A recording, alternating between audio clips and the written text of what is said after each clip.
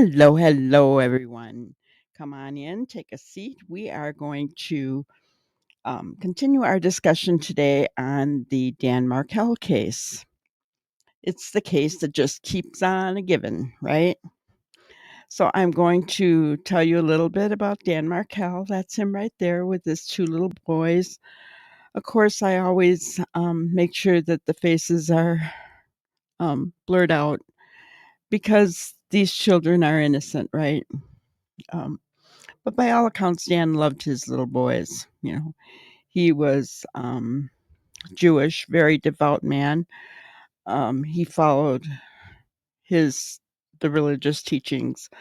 Um, he was very strict with them, let's say. And his wife, Wendy Adelson, didn't agree, even though she was Jewish as well. So they had many disputes over that issue. But let's talk a little bit about Dan. He was born October 9th, 1972. He was a Canadian-born attorney and a law professor. He wrote various works on retribution in criminal law and sentencing, with a focus on the role of punishment in the criminal justice system.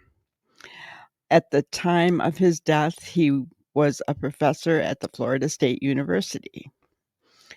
He was red-rummed in Tallahassee, Florida in 2014 in a red rum for hire motivated by child custody issues following his divorce from Wendy Adelson.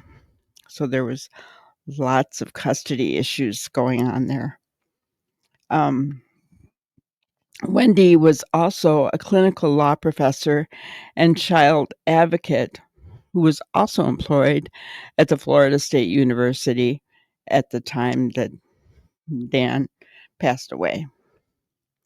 Now, 4 individuals have been convicted in this case. Okay.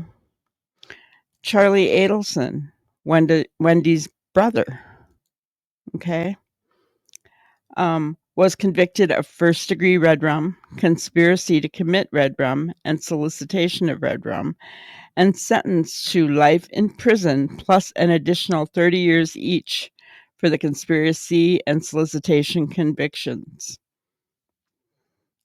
Interesting, right? His wife's brother, okay? Then we had 3 others.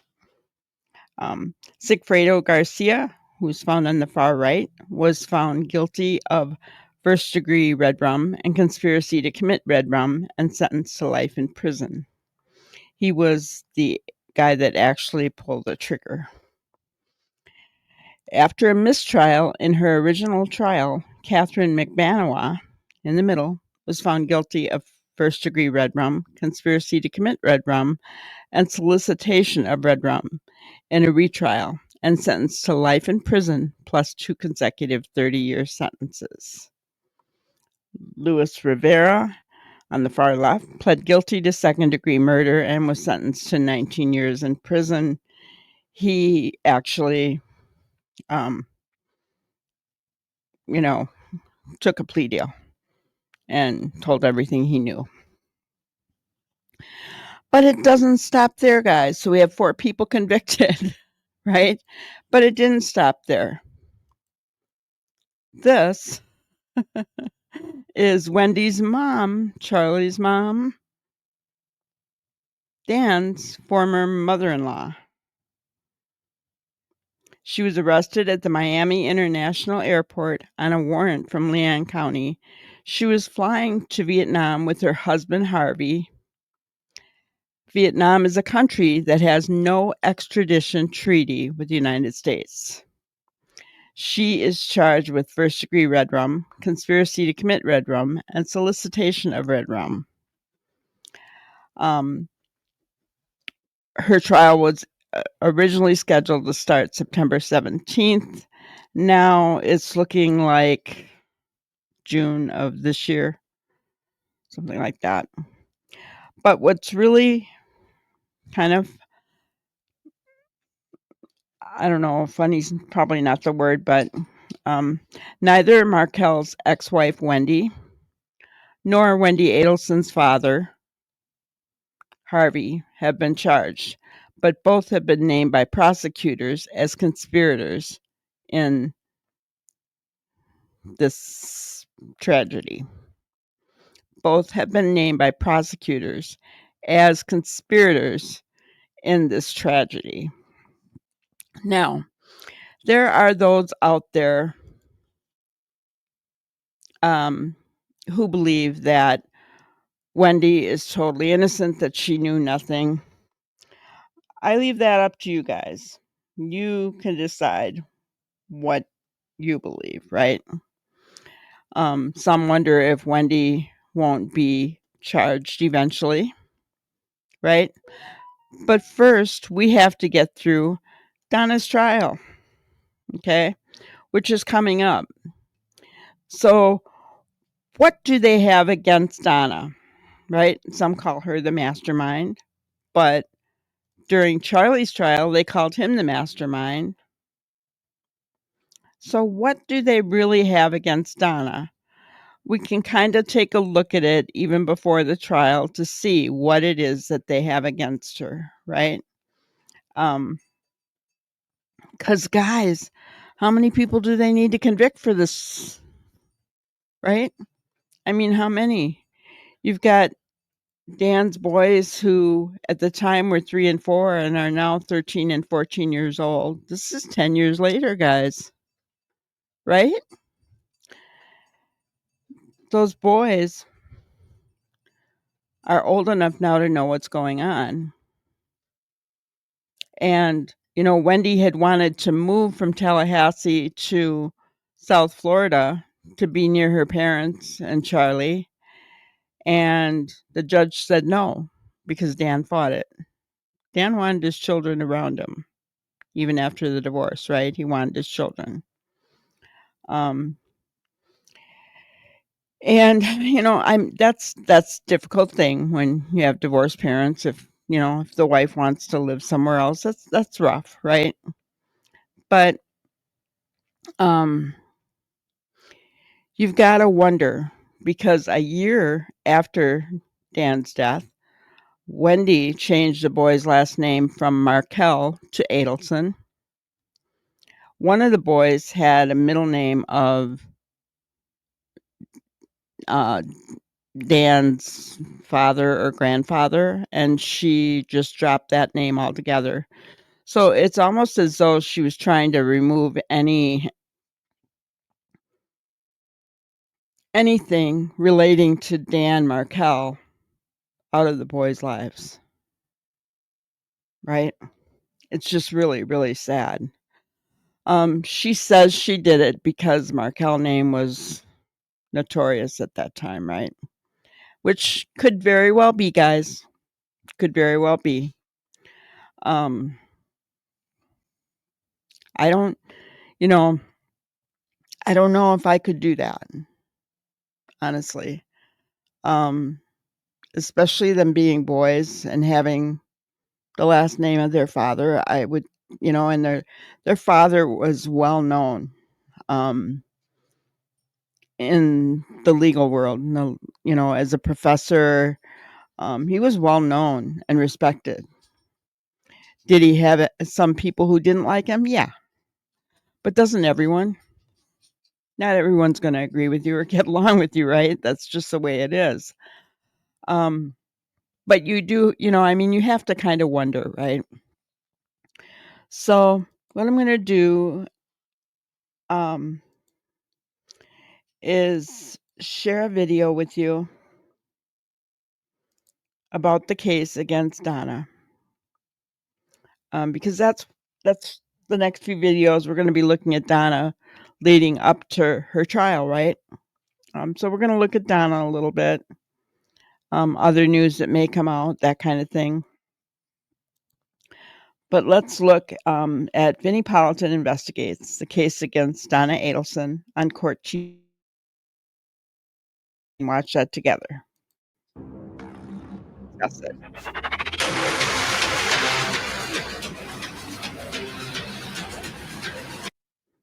Welcome to Vinnie Politan Investigates. I'm Julia Janae, filling in tonight for Vinnie. Our investigation is focused on the pending trial for Donna Adelson, a Florida grandmother who prosecutors say played a part in the murder-for-hire plot of her daughter's ex-husband, a law professor, Dan Markel, who was a father of 2 boys. This is their story.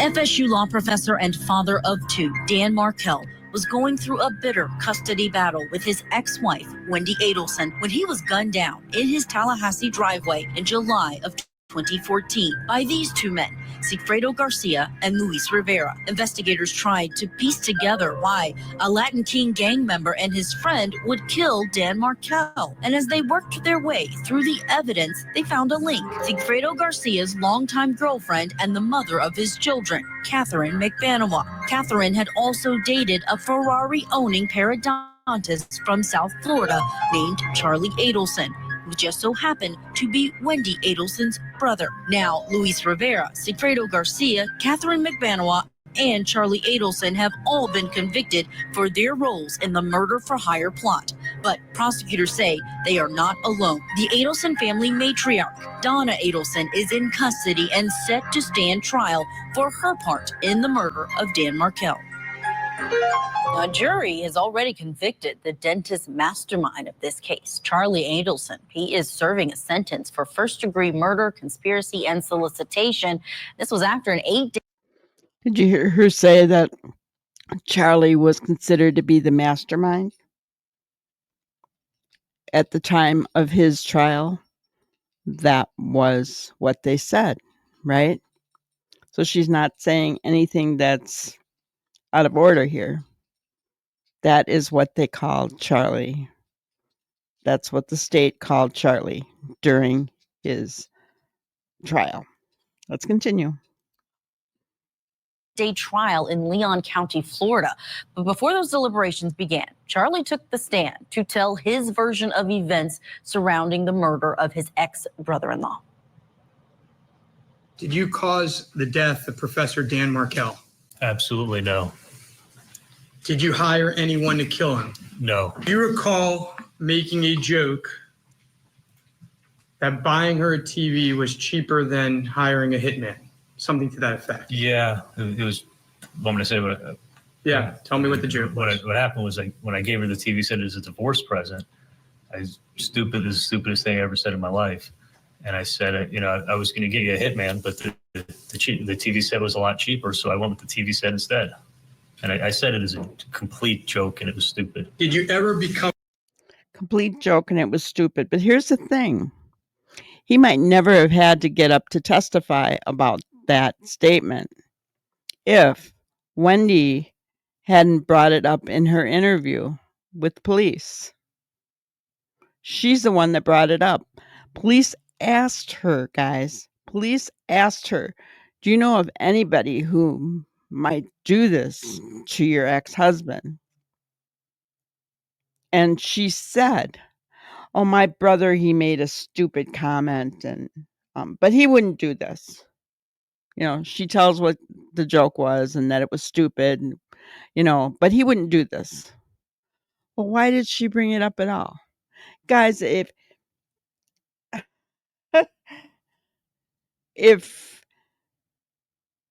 you were in that situation, right, and your sibling had said something like that, would you have repeated it? I don't think I would have, because not if I thought that my sibling was innocent. I would not have ever said it, simply because I wouldn't want to implicate my sibling, right? I wouldn't have brought it up. Does that mean I'm lying? No, I just wouldn't have brought it up, because in my mind, I wouldn't have thought that they could have ever done something like that, right? So here's my question. Did Wendy throw her brother under the bus? Because, guys, do you really think that Wendy didn't know about this? Her mother has been arrested. Her brother has been convicted. His girlfriend has been convicted. They're all in prison. Do you really think Wendy didn't know anything? Anything. Think about that. I'm aware of efforts by your family, including yourself, Yes. to offer Professor Markel money to allow your sister to relocate. I did, yes. And do you recall who came up with that idea? It was my parents. What were the terms of the offer? How much was it for? The offer was for $1 million. Do you ever talk with Catherine Magbanowa? And we'll talk a lot about her in a little bit.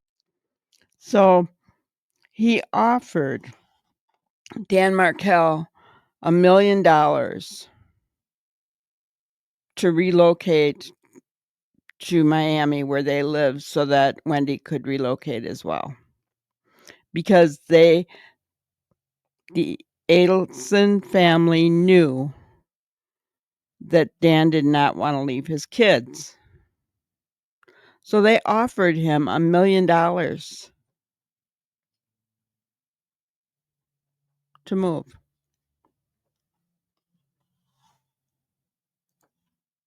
But did you ever talk with Catherine Magbanowa about that $1 million offer?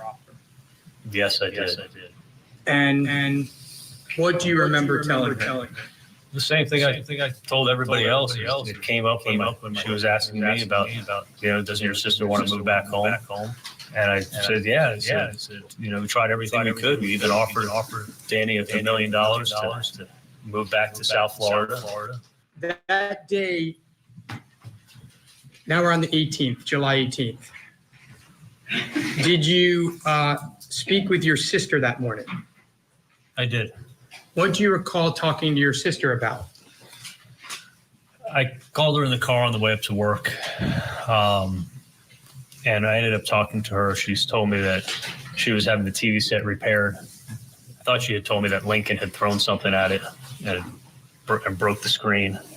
So she was getting a TV fixed. At some point in time, you hear from your mom. How do you hear from your mom? I had a missed call from her, 1 or 2 missed calls, and then she texted me, call us ASAP. She told me that Wendy had just called her and that Dan had been shot and that it was serious and that her and my dad are going to be going up to Tallahassee to be with her. Did you speak with Catherine Magbanowa? Yes, I did. And what did you tell Catherine Magbanowa on your ride home? I told her that my brother-in-law, my ex-brother-in-law had been shot and it's serious. And I just told her I really didn't feel like going out tonight and just hang out at the house if you still want to come over. She said, no, I'm still coming to see you. What happened when she arrived? When she arrived to my house, she came in through the garage, entered into the kitchen from the side door like she always does. And she just looked panicked and upset. I mean, she walked straight in and gives me this big, tight hug and asked me, like, are you okay? And I said, yeah, just a horrible day. But she looked more upset than I've ever seen her. And I'm like, are you okay? And she's like, no, I'm not. I'm like, what's wrong? She's like, just come sit down. I need to talk to you. Where did you go? We walked into the living room. And what happened when you got to the living room? We sat down on the couch and she started to talk to me. And she said, listen, this is all my fault. But I had no idea anything was going to happen, but this is totally my fault. I spoke in too much detail about your family's personal problems, about your sister, Dan Markel, and the $1 million offer. What did you say? I'm like, what are you talking about? And she's like, my friend killed Dan, and he wants to be paid $1/3 And I'm like, Katie, I'm not going to be part of it. Like, I'm not going to be part of paying for a murder. This is insane. And she's like, look, if you don't pay in 48 hours, they will kill you. The jury didn't believe his story, and they convicted him. He was sentenced to life in prison. And we now know from court documents that Charlie Adelson, they're planning for him to be transported from the prison where he is in South Dakota to Florida for Tallahassee, that trial that's happening for his mother, Donna. So it brings us to our first question of the night. What will Charlie Adelson say at Donna's trial?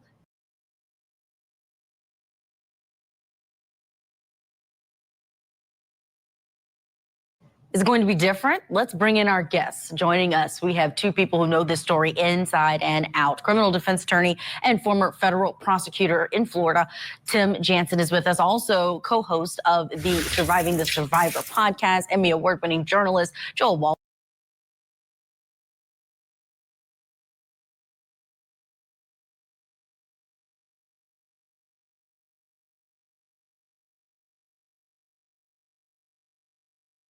Is with us as well. It's good to have you both on. Joel, let me start with you. What do you think Charlie Adelson will say, knowing that he is being called as a state witness, so it will be technically the case against his mother? Hi, Julia. Thank you for having me. Hello to Tim, who's a good friend. And I just want to say I'm thinking of the Markel family. I've been speaking with Ruth. These are always very difficult times for them when they head into trial. So I think we should all, respect that and think about the kind of the endless cycle and this ripple effect that victims have in these cases. But to answer your question, what will Charlie say? He's going to stick to this double extortion theory, which is sort of insane, but he's going to do it with a twist. And he's going to say, look, my mom had absolutely no idea. She was just listening to what I was telling her. I didn't want to divulge too much information. And he's going to say that she had very limited knowledge of what was going on, only insofar as that she could help him.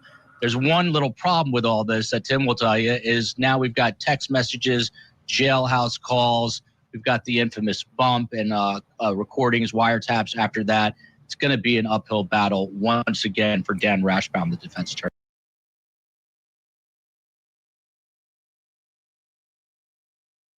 And Alex Morris is joining him. Tim, do you think that anything is going to change at trial? He has been behind bars. To Joel's point, there's been a lot of communication that has happened since he was convicted. Is anything going to change once he gets there? And do you think the defense is going to call him as well? Well, defense may call him, but they may use cross-examination to get their point across. I call them the Velcro defendants. They're both stuck together. This double conspiracy is gonna go forward. The only thing that's gonna really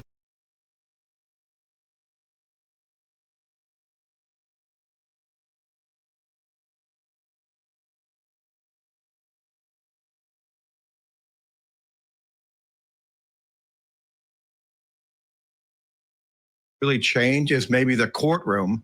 And that's because the defense doesn't want the public to come to the courtroom. They want to limit how many people can come to the courtroom.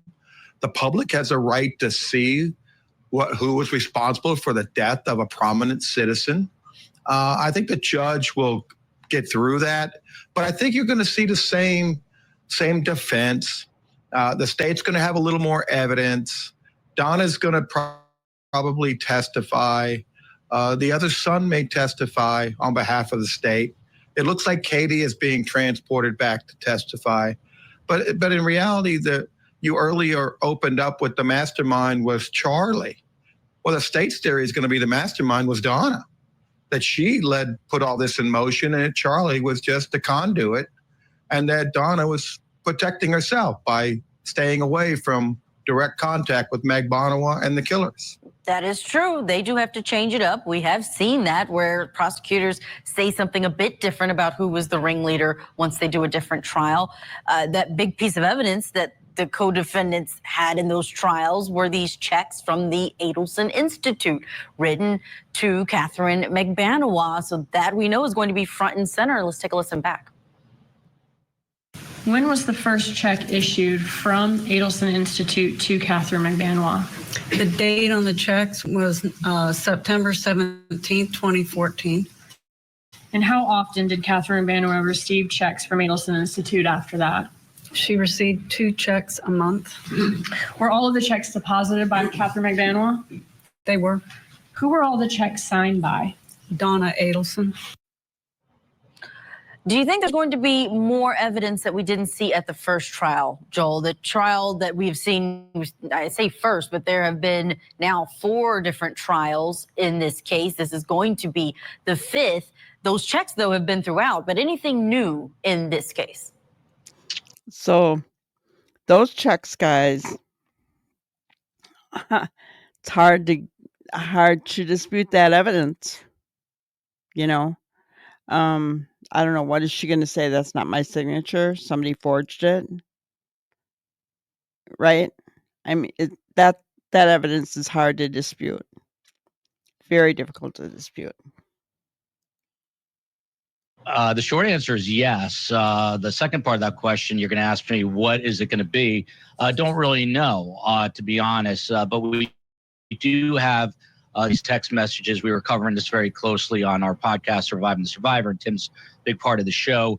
We've got, WhatsApp messages where you see Donna Adelson reaching out to a place called Indochina Sun Travel. She's urgently requesting a visa to get to Vietnam. For those people who are not familiar, she tried to get away on a one-way ticket via Dubai to Vietnam with her husband, Harvey. That's when she was arrested exactly 1 week after her son, Charlie's conviction. She's arrested at Miami International Airport. So we're going to see these new pieces of evidence. Another interesting piece, I guess I will tell you some of the new pieces that I said I didn't know. The calendar. Donna Adelson was keeping a very meticulous calendar. We poured over this again at STS. You can just by visually looking at this calendar, you can see her controlling nature. She has every day mapped out, what she needs to do, huge check marks. And a big part of that was her getaway plan to Vietnam. And these payments that you alluded to, she was keeping track of that as well. I told you he knew this case inside out. We are going to talk about it after this break, Joel. Both Tim and Joel are staying with us. Coming up, we're going to talk about, will Donna Adelson be taking the stand in her case?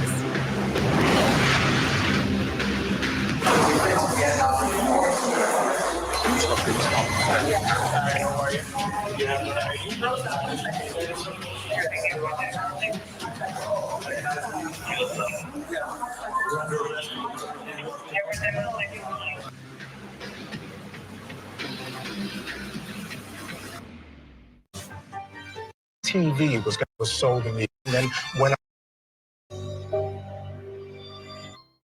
do you have anything of value in you? No, I don't have my necklace on. You can take Yeah, take it off. And the rings, take everything. You give it to your husband. Because once you arrive at County Yell, they're going to make you remove all that. Donna Adelson and her husband Harvey were stopped. You saw them there at the Miami airport. They were allegedly attempting. Find it funny that her husband was taking off her jewelry and everything before they took her away. Isn't that kind of funny, guys? I mean, I guess I don't know. You're being arrested for red rum.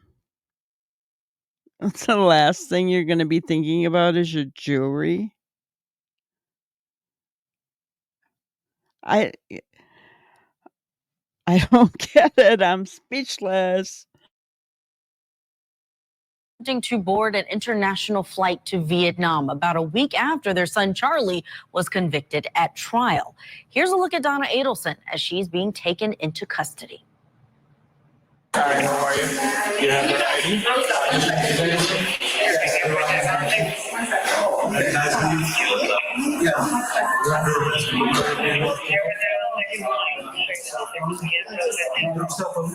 I don't want to give it to you. Why do I have to? Why do I have to give it to you? This is evidence. Evidence. She's under arrest. I have to go with. I have to go. You don't have no choice. I can help you. I have to stay. Please stop this. Take the bags. Yeah, you need to wait outside. Wow. So they took her phone and said it was evidence, but they took off her bags and gave them to her husband. Wouldn't you wonder what was in those bags? Because the officer told him, he said, "No, I have to stay. Please don't do this." And the officer said, "Take the bags and you need to wait outside." Guys, what if she was carrying something of evidentiary value in those bags? Right? It was on her person. They could have taken it.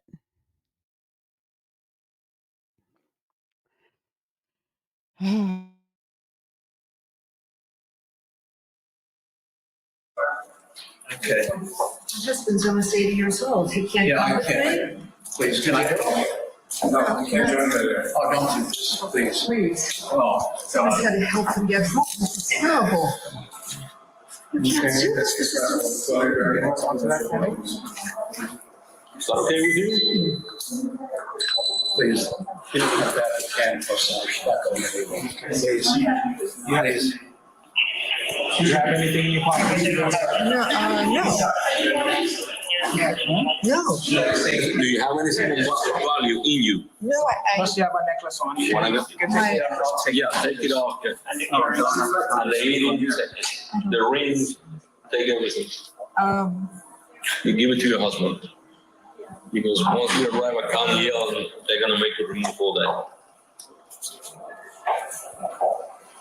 Can I call my attorney? You have a passport already? Where am I going? Which local company thing? Where am I going? You're going to the Dade County jail. They come here. You're making a mistake. No mistake. It's two mistakes. So the next place is what, the warrant? What did you say? What did you say the next place was? Well, what happened is the warrant that they have from you is from out of Leon County. When did they issue a warrant? So what happened is we have to take you to our warrant school for that information to get entered. And then after that gets entered, before we can take you to the jail, to the local jail. Okay, because I didn't know there was a warrant. How would I know that? Well, we couldn't have been able to take you if there wasn't something in place. So aren't they supposed to inform? Aren't they supposed to inform me if there was a warrant? Well, I don't know the details. Yeah, I don't either. They had a warrant. And we were, the gentleman that you met earlier in the plainclothes. Yes. Right. And they were supposed to inform you of whatever. And then because it's a county warrant, that's how we became involved. Okay. Yeah. Donna Adelson there, not going quietly. She has a lot to say to those officers, and she had a lot to say on jailhouse calls. We even know her son took the stand and said, "My mom loves to talk." So now that she's behind bars awaiting an upcoming trial, here's our next question. There it is. Will Donna Adelson be testifying? Is she going to be taking the stand in this case? Let's bring back in our guests. Still with us, Tim Jansen and Joel Waldman. Great to have you both, because you all have been watching this case, this trial, just the details of it. And from what you've seen so far, Joel, of Donna Adelson, how she's moved in her hearings, how she has kept in contact with so many people who've been connected to this case, what do you think the chances are that she is going to testify in her own defense? Well, I've spoken to a lot of criminal defense attorneys who are much smarter than I, like Tim Jansen and others, and the consensus vote is that she is 100% going to testify, because she has to explain away this cockamamie double extortion theory. Now, there was a moment during a pretrial hearing, I think it was her first hearing in Tallahassee, where Judge Stephen Everett, who's an excellent judge, had to basically admonish Donna and tell her to stop piping up. She was talking during the hearing, and you saw that video from the arrest. It's kind of the voice of privilege. How can you do this to me? What is the next step? How can this happen to me? You hear her husband Harvey chiming in. So they're going to make her look demure. Tim can talk to this better. They're going to put a little bun up for her hair, I assume, some glasses sloping off her nose. But she will, I believe, take the stand. Yeah, Tim, when we're watching her in that video, I mean, she is grabbing the phone away from officers. She has no fear about yanking it away from them, saying, you've got to get a warrant for this. And then when they tell her you're arrested for the murder of Dan Markell, her initial reaction is, oh, here we go. What do you think it's going to take to prepare her for a trial? Because I believe Charlie Adelson was pretty prepared when he testified. Well, Charlie was over-prepared. He looked like he was scripted. The defense and his story didn't make sense, and it was too good to be true. Donna's very calculating, very cold, very calm. You saw her. Most people being arrested by the FBI would be screaming, crying. No, she's asking legal questions. She's giving herself a defense of fleeing by saying, I didn't know there was a warrant. She absolutely has to testify for this conspiracy theory. And she also has to testify about this trip. She's going to have to be the one to say why she took this trip wasn't to flee. It was because she can't get a fair trial. My son didn't get a fair trial. And I'm trying to explain, I've been buying this trip for years. The problem she has is that when she found out who killed her son-in-law, ex-son-in-law, she then took her daughter and her 2 kids to be near the killers. And then she talked in codes all this time. And then when they were arrested by the state, she didn't go to the police and tell them about this extortion theory. So none of her story makes sense. She put her kid and her grandkids in danger. When she was able to come forward, tell the police about the extortion, she didn't do it. And then she talked in codes. Her conduct was clearly conspirator. She's going to have a hard time convincing a jury.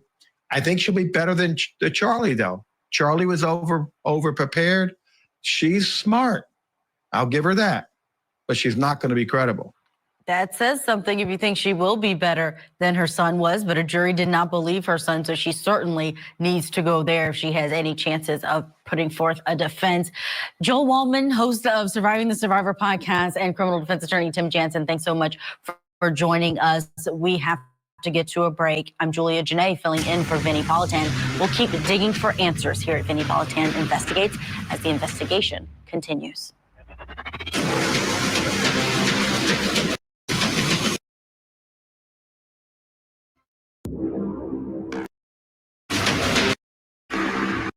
In for Vinnie Politan tonight.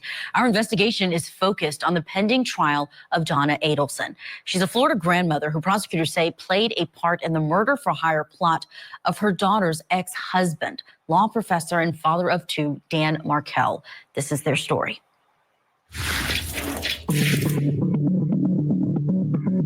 Dan Markell was in a bitter custody battle with his ex-wife, Wendy Adelson. But Dan wasn't just taking on Wendy, he was taking on the entire Adelson family. So when Dan was murdered, suspicion fell on all of the Adelsons. Then came the arrests of 2 hitmen and a shot girl who was dating Wendy's brother. In the end, Dan's ex-brother-in-law was convicted as orchestrating the murder for hire. But now the victim's ex-mother-in-law, Donna Adelson, will stand trial for her alleged role in the murder plot. So what does the prosecution have as evidence against Donna?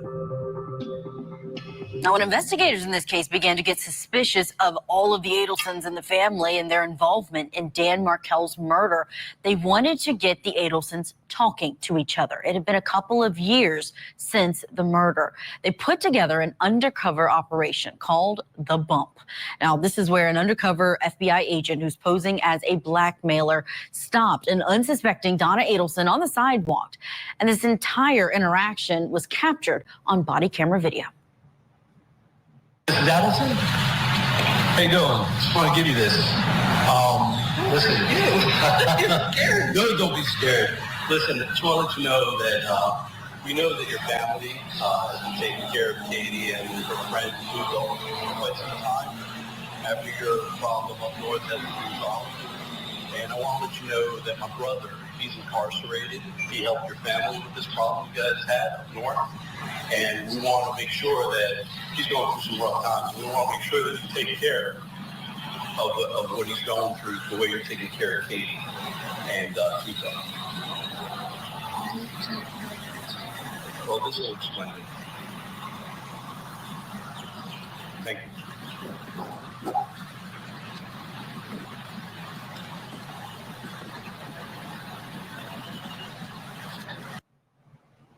This was 2 years after Dan Markel's murder, and there hadn't been an arrest in that case. So they wanted to see what her reaction was going to be. After watching her reaction to this undercover FBI agent, the question was, and what was still unclear, was how much did Donna Adelson know? And that's our question today for our guests who are helping us break down this case and the murder of Dan Markel. Let's bring in our guests. Joining us, attorney and YouTuber Carl Steinbach and private investigator in Pensacola, Florida, Lauren Vellucci. Thank you both for being with us. Carl, I know you have been analyzing this case for years. This is one where we have seen person by person prosecuted. But the question now, after we've already had the hitman behind bars and the middle woman and the son who was supposedly the dentist mastermind, what did Donna know is the question. Well, I think once the evidence is played out in front of the jury there next month, I think it's going to be abundantly clear to the jury that Donna was actively involved in this case. She was actively involved in the hate that generated the need to actually have Dan Markel executed because they were losing in court badly. They had to protect Wendy. Wendy was going to be set up to not only lose in court again, but also have possibly her job be taken away from her there working as an adjunct professor at FSU Law School. She also was looking at possibly having contempt sanctions against her by the judge. She was also looking at having possibly her bar license at issue. And so there's really a pressing need to have this matter taken care of because they were losing badly in courts and also, like I say, by her job and whatnot. So we know that Donna was actively involved in that. She was a witness to this proceedings. In fact, one of the motions that Dan had was against Donna because she was basically calling Dan stupid in front of the kids and trying to basically brainwash the kids against their father. So she was really very much so involved in this case from the get-go with the motives behind it. Then we also know she was involved in the Geek Squad appointment, which was basically the code, the broken TV that Wendy broke just to set up an alibi. We know she was actively involved in that as well. So Donna's got her DNA all over this. And then when you look at the actual wiretaps and how they listened to her talking to her son, Charlie Adelson, it's so obvious to any jury listening to this that she's talking like a guilty person because any juror in America knows that only law enforcement can conduct a wiretap. So the criminals that they're trying to project in court that they were afraid of do not have wiretap capabilities. So it's going to be so evident to the jury that they were talking in code because they're worried about the law enforcement tracking their involvement in this murder. Lauren Vellucci, her son is going to try and protect her. He's already done that once on the stand, saying she didn't know about it. I asked her to fill out these checks to go to the middle woman, Catherine McBanawa, but he's going to say that he was being extorted. What does a jury need to hear about her knowledge that you think is going to help them, help the state, convict her of first-degree murder? Well, like the other guest was saying, her hands are all in this, and they were before. The good thing about going last or fifth when all of these other people were convicted is that there's all of the evidence that was presented at other trials, and all of those people are going to testify. So they're going to bring up the emails that she has, the text messages of just saying awful things, and the hatred that she had for Dan. That is going to come off super clear. And then the signed checks that she was signing to Katie, knowing that she wasn't working or doing any business for them at their dental office.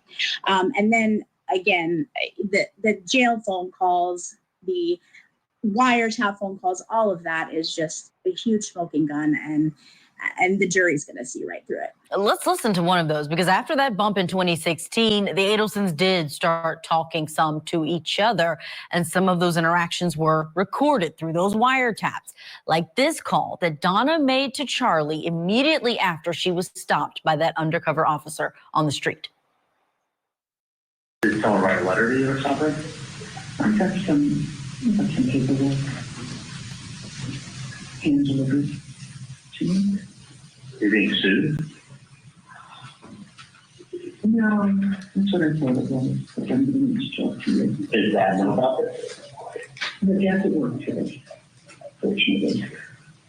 What's, IRS? you know, look, I love people that kind of bother you sometimes, but, you know, unfortunately not me. Okay, so I will talk to you. I'll give you a heads up if I'm going to drive up that way. Right. Okay. And, Does Wendy know that? Is it about Wendy? No. So let me just talk to you later, and, What is it? Is there health okay? Yeah. All right. Does it involve me or other people? Well, probably both of them. What's that? Probably the two of them. So you probably have a general idea what I'm talking about. One thing's for sure in that call, it sounds like he doesn't know what's going on. You see how smart Donna was? I mean, obviously not too smart, because anyone that knows what's going on knows what she's trying to do, right? It was obvious. It involves the two of us. So now you know what I'm talking about. You can never tell me she did not know what was going on with the red rooms in this case. Even though she didn't come out specifically and say it, she did know. She had to have known, right? There's another factor here, guys. Do you know that there's another son in this case? The Adelsons have another son named Robert. But Robert pulled away from the entire family. He pulled away from Donna and Harvey, from Charlie and Wendy. Why? Why do you suppose that is? Did he know what they were capable of? Why do you suppose that Robert pulled away?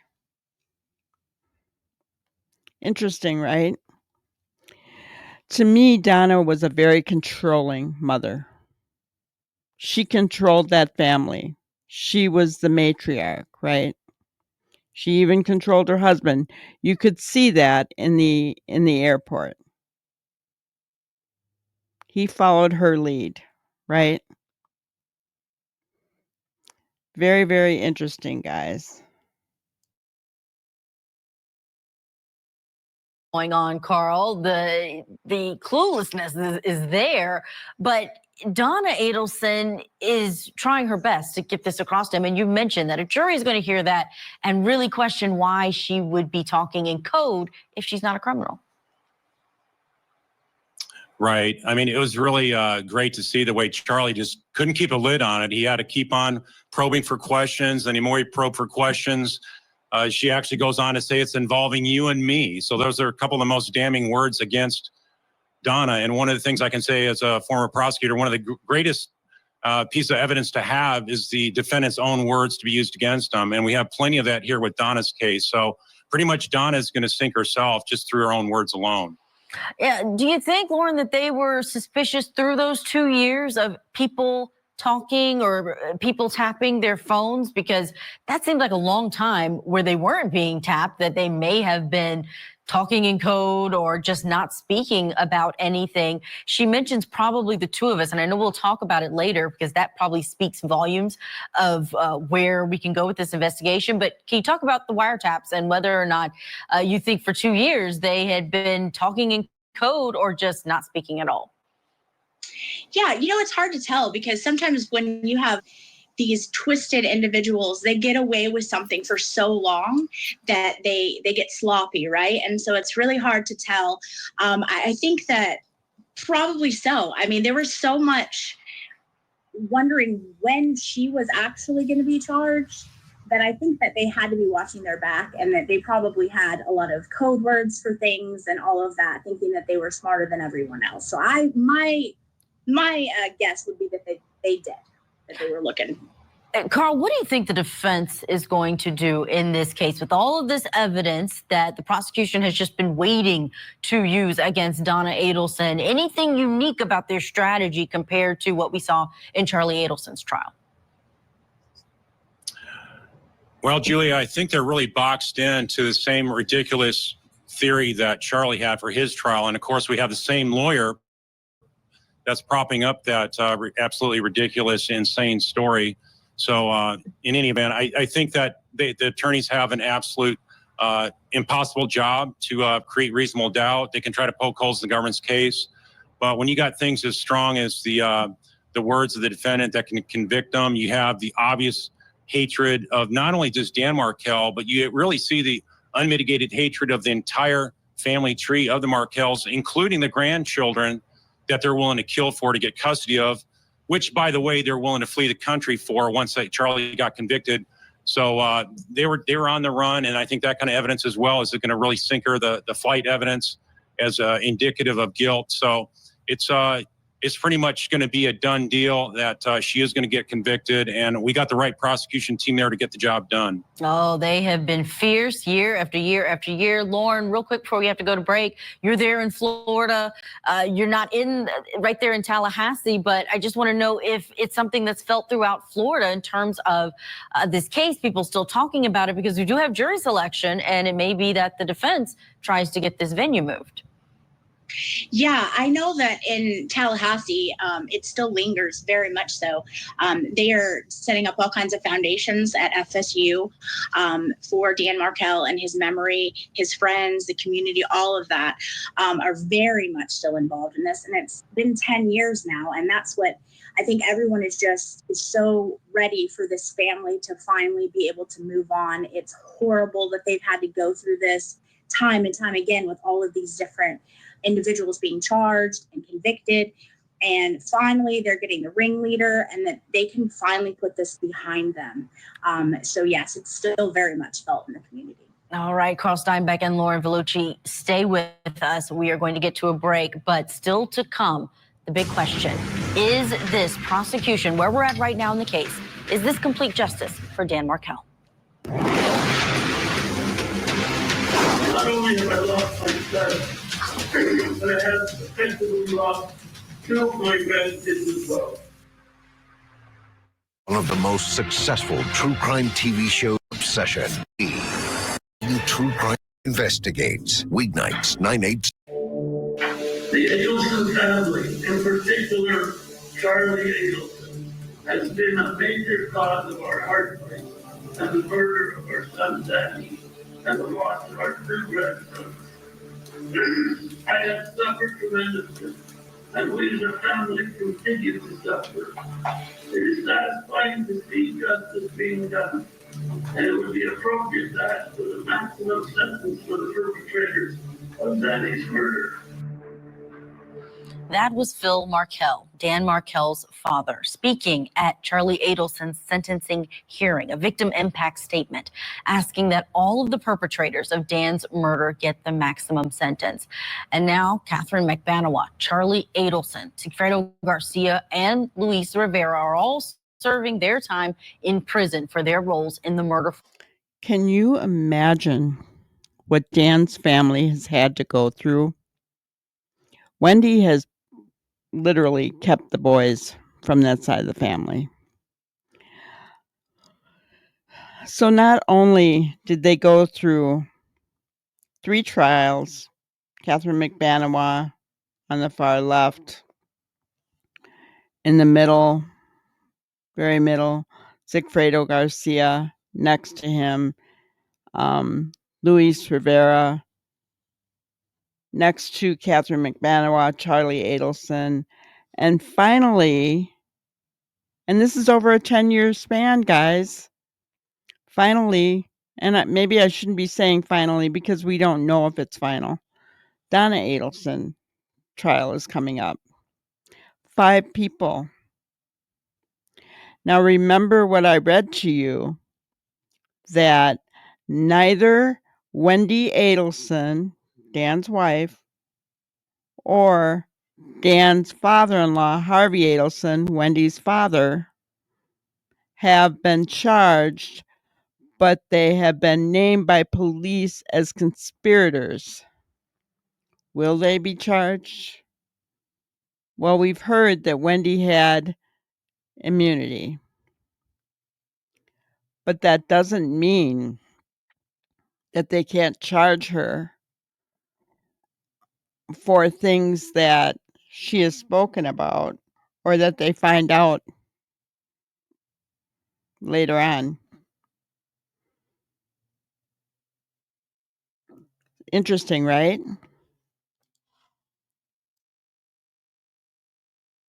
For hire plot, and Donna Adelson is awaiting her trial. And many have speculated if there are more prosecutions to come. Will Harvey and Wendy Adelson, other family members of Charlie's, face charges at some point? So it brings us to our last question of the night, because the focus is on this victim, this law professor, Dan Markell. Is where we're at now. If there's a finishing and a conviction in the trial of Donna Adelson, is this complete justice for Dan Markell? Very, very interesting. Is this justice for Dan Markell? Remember what I told you? Dan has wrote various works on retribution and criminal law with a focus, guys, hear this, with a focus on the role of punishment in the criminal justice system. So as we talk about this next point, think about what Dan's focus was. Let's bring back in our guests who are still with us, Carl Steinbeck and Loren Vellucci. Carl, we've had multiple prosecutions. It's been 10 years. But is this, in your opinion, a representation of complete justice for his death? Absolutely not. This is only a good start to getting the other two Adelsons. We need to get Donna convicted, and then Wendy needs to be up next, as well as Harvey. Wendy is really the person that started this whole thing. She was the one that was feeding all the hatred from Tallahassee down to her mother in the Miami area. So she knew exactly what to do to push everyone's buttons. So there really is not justice for the Markell family until Wendy is arrested, as well as Harvey. Harvey has his DNA, if you will, all over this crime scene as well.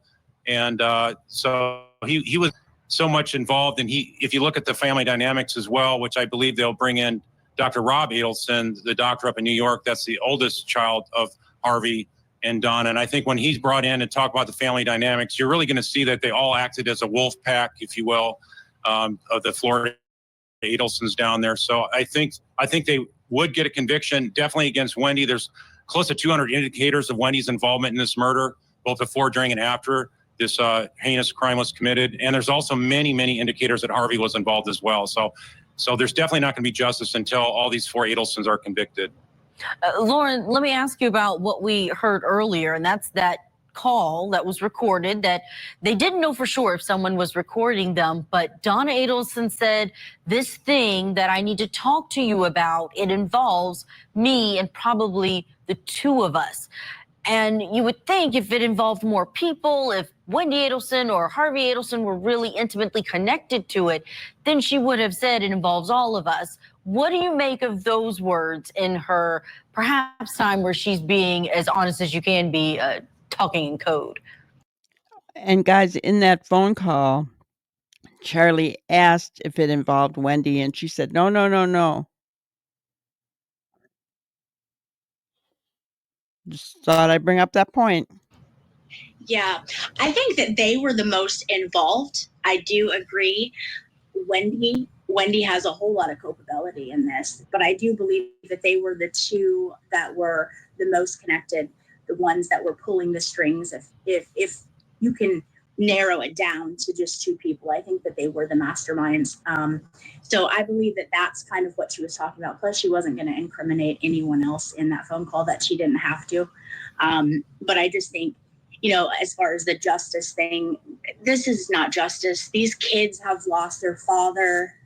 They've lost grandparents, uncles, and all of this. This is just a horrible tragedy. And this is just a step to getting a little bit of justice, but justice will never be fully there. Absolutely. And you mentioned those two little boys. Phil Markell was saying in that victim impact statement that he not only lost his son, but lost his 2 grandsons because the Adelson family has just kept them away from their paternal side of the family.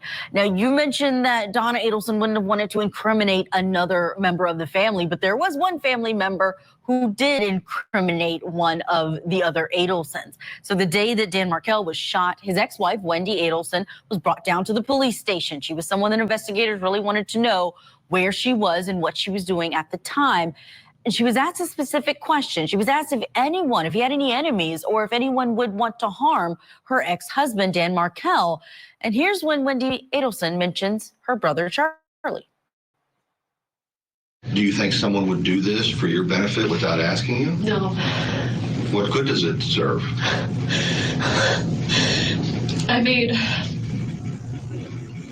my brother, the one, his name is Charlie, the one I'm really close to. He makes a lot of jokes in bad taste, and it was a joke he made. He bought the TV for me this morning that got broken, and then I was talking to him about whether it made sense to pay to fix it or whether I should get a new one, and it was always his joke that, like, he knew Danny treated me badly, and it was always his joke. He said, I looked into hiring a hitman, and it was cheaper to get you this TV, so instead I got you this TV.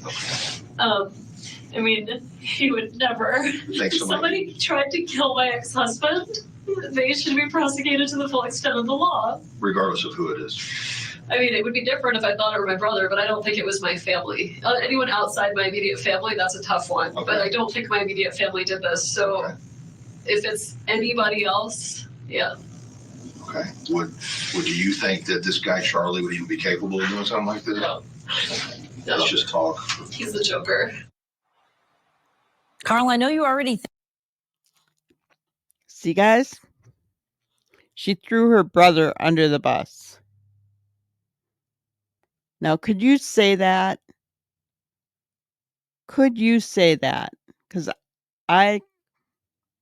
if police asked me if I thought if I was in her position, I would not say that. If I thought that my sibling was not guilty in my mind and my heart, I wouldn't, even though he might have said something like, I wouldn't have brought it up. Now, if I was asked directly about that statement, if the police knew about it and asked me, of course I'd say, yes, he said that. But I wouldn't offer it up. She threw her brother under the bus because she knew she was most likely their first suspect. It's always the ex, right? Think that she was involved and should be prosecuted. She has not been. She was given immunity for her testimony unless prosecutors are able to find something outside of that. They couldn't bring charges. But tell me what you think about why she would have implicated Charlie so early in the investigation when investigators had no idea who was involved and how this happened.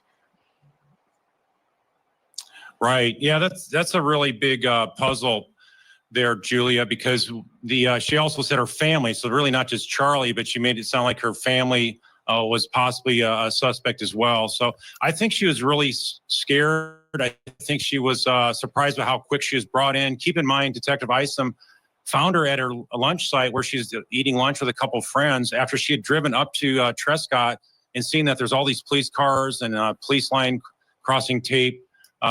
So she knew something had happened already. She knew the hit had gone down. And so she never asked what happened. And when she's in the squad car, you can see in the videotape there where it starts out, that's for the first time she's found out why she's being brought to the police station. And so in any event, why she did that, I think it's probably because she was scared and she'd rather have them point the finger at them, because if ever came back at her, it's sort of a convoluted mess, and you can create reasonable doubt that way by having so many people to point the finger at. And she knew her family wouldn't flip on her, so she went at liberty to say that. Plus, she already knew that Charlie had been out there saying that, and she told other people. So she wanted to get out in the open, so that was another reason as well. Attorney Carl Steinbeck, also creator of the YouTube channel Carl Steinbeck, and Lauren Vellucci, private investigator in Pensacola, Florida. Thank you both for joining us and sharing your analysis. That is all the time that we have for tonight. Thank you for following along as we have been breaking down the case against Donna Adelson and the search for justice for Dan Markel, who was gunned down senselessly. He is who's most important in this case, and the victims, the family that's left behind in the wake of that. I'm Julia Janae, in tonight for Vinnie Politan. We'll keep digging for answers as the investigation continues.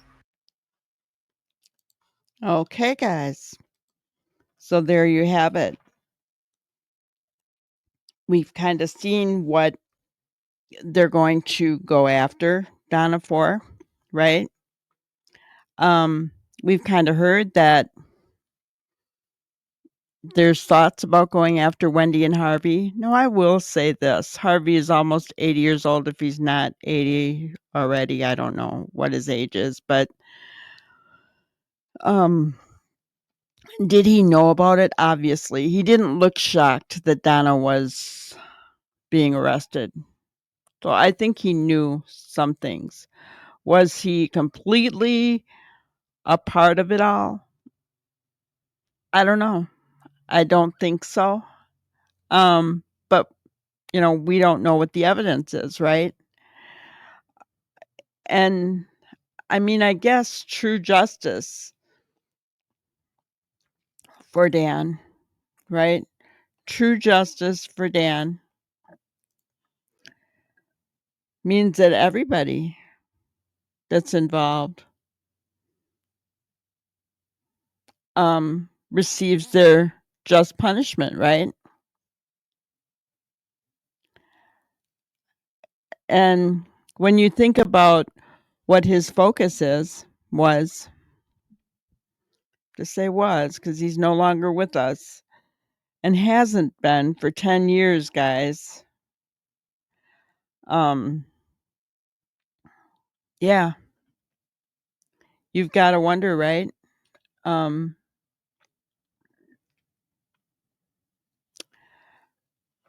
Wendy, and I know I'm going to have people in comments saying Wendy is not guilty. Guys, I'm not saying Wendy is guilty.